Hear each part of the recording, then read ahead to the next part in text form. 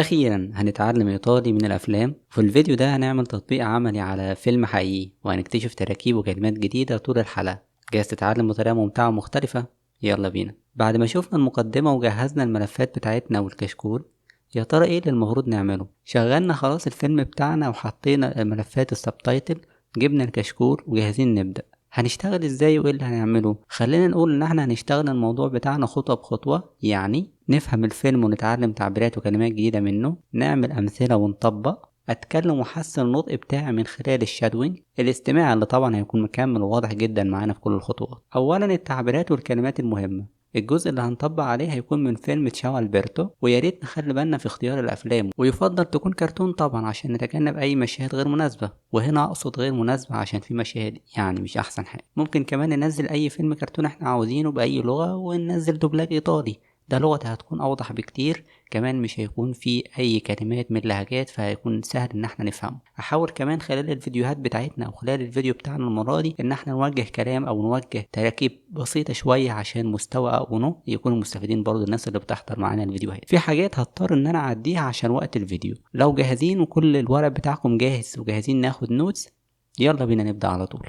Caro Alberto, oggi a scuola abbiamo finalmente usato il telescopio. اول حاجه معانا في المشهد ده بنسمعه بيقول oggi a scuola abbiamo finalmente usato il telescopio. انا هنا اول حاجه هاخد بالي منها وانا بتعلم استخدام الزمن. هنا استخدم passato prossimo عشان كان بيتكلم عن حاجه حصلت خلاص وانتهت، وكمان استخدام الاوزيلياري avere abbiamo. هنا ليه استخدمنا avere؟ لان احنا عندنا الفيرب usare بياخد avere. طب هو ايه الافعال اللي بتاخد avere؟ بنسال سؤال لطيف كده وهو ايه؟ كي كوزا او كي ايه استخدمت ايه او شفت مين؟ يبقى كده طالما انا عندي اوبجكت وعندي مفعول يعني هتكلم عنه، يبقى كده الافعال دي بتروح مع افيري. كمان هنشوف الفرق هنا ما بين استخدام فينالمنت اللي معناها اخيرا، بس اخيرا هنا بالصوت ده معناه ان هنا ايه؟ ياه اخيرا الموضوع ده حصل. انما غير مثلا الافين اللي بنستخدمها عشان نقول في النهايه لو انا بحكي فيلم او بحكي قصه، وكمان انفيني اللي معناها وفي المقام الاخير واخر حاجه حابب اختم بيها لو انا بتكلم عن كذا نقطه وبقول ان فينا ابيعمو، يبقى كده ايه؟ في التعداد او في لو انا بعدد كذا حاجه ورا بعض. ممكن انت طبعا تزود وتعمل امثله وجمل وتطبق حسب بقى مقدرتك انت، كل واحد بيختلف. فممكن مثلا هنا اقول oggi abbiamo finalmente usato il passato prossimo. oggi abbiamo finalmente usato il passato prossimo. انا كده خدت تركيبه شفتها وبدات اعمل زيها. وناخد بالنا ان فعلا العقل البشري هو شغال بالطريقه دي، هو ما بيعملش تركيبات من الصفر، هو بيقيس تركيبه انا كنت عارفها ويبدا يعمل حاجه زيها. È bellissimo e si vede molto lontano, ma non fino a Porto Rosso. بعد كده si vede molto lontano. هنا في الجملة اللي سمعناها مع بعض في تركيبة حلوة جدا هنستخدمها كتير في حياتنا، وهي si vede اللي هي من الحاجات اللي مستخدمة كتير أوي لما نتكلم عن حاجة بشكل عام أو مبني للمجهول. بمعنى لما نقول ازاي الباب ده بيتفتح، ازاي الكلمة دي بتتقال، الناس بتقول، الناس بتاكل، الناس بتشرب، يبقى أكون بتكلم بسياق يعني بشكل عام شوية. التكوين بتاعها ازاي؟ سهل جدا، عبارة عن ان انا بحط السي وبحط الفعل في المفرد. فبقول مثلا عايز اقول الكلمة دي بتتكتب ازاي؟ يكتب يعني سكريفر، صح؟ يبقى صرفه مع روي او ليه بس سكريف، بحط سي قبلها، يبقى كومسي سكريفر، كومسي برونونشا، كومسي ديتشا. بتتقال ازاي؟ الباب ده بيتفتح ازاي؟ كومسي ابرا. او انا بتكلم بقول بيتقال، مش عاوز اقول انا مين اللي بيقول، انا عاوز اتكلم بشكل عام. فقول سي ديتشا كي ماريو اي انداتو ا روما. ده بيتقال ان ماريو راح روما، صح؟ يبقى كده انا بستخدمه كمان في التكوينه دي. Dimmi come stanno andando le cose. Che stai facendo? كمان هنا بنسمعه بيقول stanno andando stai facendo. وبما انك من الناس الشاطر اللي موبايلها بالايطالي، فانت خدت بالك لما حد بيكتبلك على الواتساب بيكون ظاهر sta scrivendo، يكتب الان، مش كده؟ طيب ده معناها ايه؟ دي بتتكون ازاي؟ بتتكون من فيربو ستاري بتصرفه بقى في المضارع او في اي زمن تاني. خلينا النهارده في المضارع مع الفعل اللي انا عايز اقول انا، فاقول ستو، وبعد كده بجيب الفعل اللي انا حابب استخدمه، مثلا يكون مانجا، انا عايز اقول انا قاعد باكل حاليا، يبقى انا خدنا بالنا ان احنا بنستخدمه عشان بتكلم عن حاجه بتحصل دلوقتي، فاقول ستو مانجاندو. هنا لاحظت ان انا في اخر الفعل حطيت اندو. طب لو فعل مجموعه تانية او تالتة هتبقى اندو، زي ستا بيوفندو، ستا سكريفندو، بتمطر، بيكتب. Mi manchi tanto. Mi manchi tanto. بيفكرنا هنا بفعل بياتشيري، وان الحاجة اللي بتعجبنا الفعل بيتصرف معاها هي مش معايا انا. هنا نفس الكلام، الشخص اللي بيكون وحشني الفعل بيتصرف معاه. فلما اكون بكلم حد وش في وش بقول له انت وحشني اقول له ميمانكي. طيب لو انا عايز اقول مثلا انا بقالي يومين ما ذاكرتش ايطالي او انتوا في حالتكم بقى تقولوا بقالنا ساعتين ما ذاكرناش ايطالي والايطالي وحشني، بقى تقول ميمانكا ليتاليانو، ميمانكا ليتاليانو. Sono il più grande pescatore del mondo. البيو جراند بيسكاتور ديل موندو. شفنا استخدام لطيف قوي هنا، وهو عشان يقول ان انا افضل صياد في العالم. التركيبة دي بتتعمل ازاي؟ بتتعمل عن طريق اداة التعريف والكلمة، او ممكن نشيل الكلمة وبيو والصفة بتاعتنا والمكان بقى او الحاجة اللي انا اقارن بيها. فبتبقى ازاي؟ مثلا سونو إيل اداة التعريف، بيو ادي بيو، برافو ادي الادجيتيفو بتاعنا، ديلا كلاس. يبقى انا كده قارنت نفسي بباقي الفصل، انا اشطر واحد في الفصل. لو هنحط مثلا اسم تبقى سونو لو ستودنتي più bravo della classe، انا اشطر طالب في الفصل.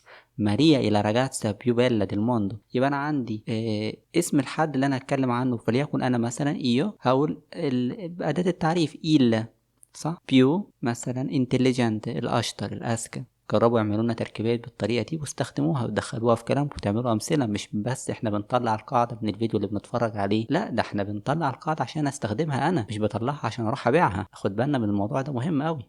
Beh, lo farebbe. Se solo parlasse.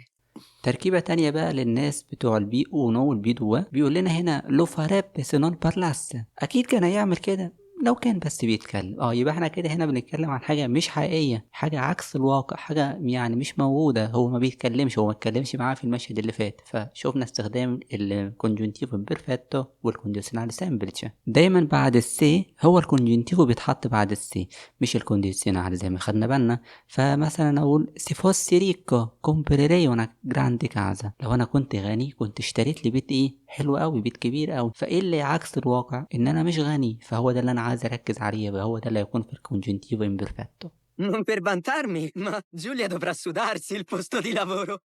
نون بيرفانتارمي ده فعل معناه يتباهى او يشوف نفسه او حد يتمنظر، يعني زي ما شفنا هنا بيقول انا مش عاوز اتمنظر او مش عاوز اتباهى باللي انا عملته ده. ماريو سيفانتا تروبو ديلا سوا ماكينه، ماريو بيتمنظر كتير بالعربيه بتاعته اللي جايبها.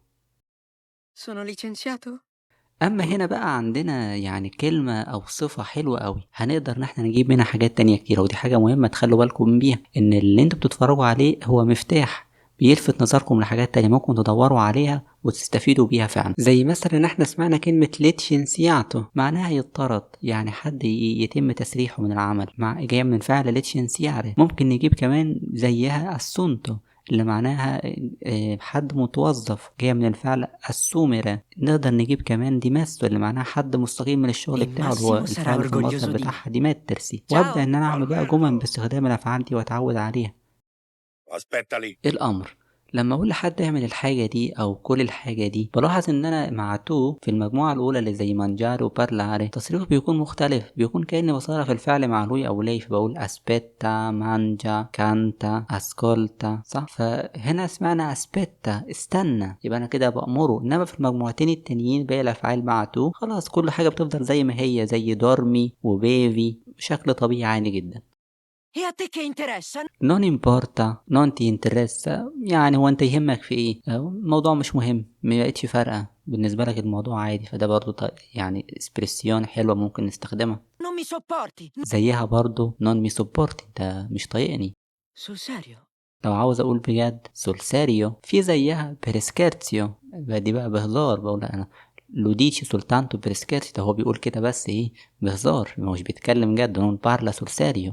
بعد كده L'abbiamo riparato. هنا استخدام البرونومي ديريتي نيتان بيكومبوستي. ازاي استخدم الضمائر في الازمنه المركبه او الازمنه اللي زي الباساتو بروسيمو. مثلا هنا قال لابيامو ريباراتو، احنا صلحناه. يبقى كده عشان احنا عندنا حاجه بنعوض عنها مذكر اللي هي المضاف، فحطينا لو واضطرينا احنا نحط تبعيه بقى او في اخر الكلمه. انما لو كانت الكلمه مثلا اللي انا بعوض عنها مؤنثه، فكنا نقول مثلا وانا هقول اشتريت مثلا تفاح، فاقول l'ho comprata l'ho comprata. E ci vorrà molta più vernice. لو انا عايز اقول المسافة دي هتاخد قد كده، الاكلة دي هتتعمل في الوقت الفلاني، يبقى كده انا محتاج اقول تشي فولا. هنا شفنا تشي فورا، يعني الموضوع ده ممكن ياخد قد كده. اخد بالي ان لو الحاجة بعدها جمع، يعني لو هقول مثلا الموضوع ياخد ساعتين، يبقى كده هتبقى تشي فوليونو.